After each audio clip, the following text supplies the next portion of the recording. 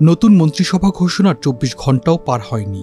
তার আগেই পদত্যাগ করেছেন ফ্রান্সের প্রধানমন্ত্রী সেবাস্তিয়ান লেকর্নু। মাত্র ২৬ দিন আগে ফ্রান্সের নতুন প্রধানমন্ত্রী হয়েছিলেন তিনি।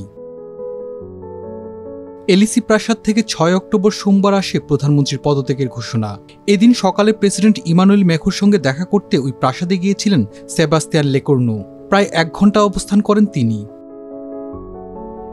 গত মাসে ফ্রান্সের পার্লামেন্টে আস্থা ভোটে হেরে প্রধানমন্ত্রীর পদ থেকে সরে দাঁড়িয়েছিলেন ফ্রাঁসোয়া বায়রো। তার পদচ্যুতির পর নতুন প্রধানমন্ত্রী হিসেবে নিয়োগ পেয়েছিলেন লেকর্নু।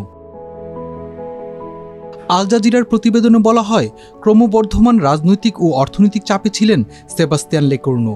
ফ্রান্সের ঋণ সংকটের মধ্যেও বিভক্ত সংসদে জাতীয় বাজেট পাশ করাতে ব্যর্থ হন তিনি।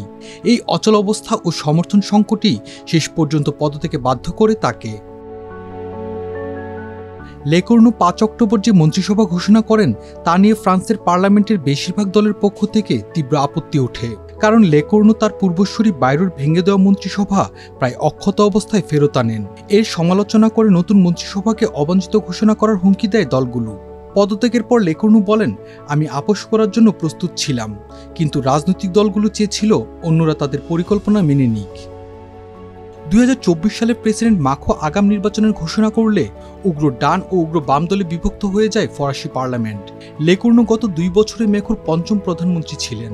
তার আকস্মিক চলে যাওয়ার পর প্রেসিডেন্টের পদত্যাগ ও নতুন নির্বাচন চাইছে বিরোধীরা।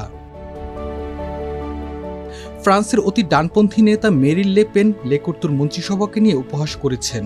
স্থানীয় গণমাধ্যমকে তিনি বলেন, নির্বাচনে ফিরে যাওয়া হবে বুদ্ধিমানের কাজ।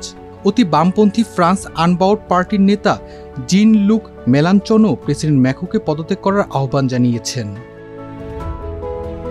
সেবাস্তিয়ান লেকর্নুর এই পদক্ষেপ আরও তীব্র করেছে ফ্রান্সের রাজনৈতিক অচল অবস্থা ও অর্থনৈতিক সংকটকে। তার পদত্যাগের খবর প্রকাশিত হওয়ার পর প্যারিসের শেয়ার বাজারে ঘটে বড় ধরনের দরপতন।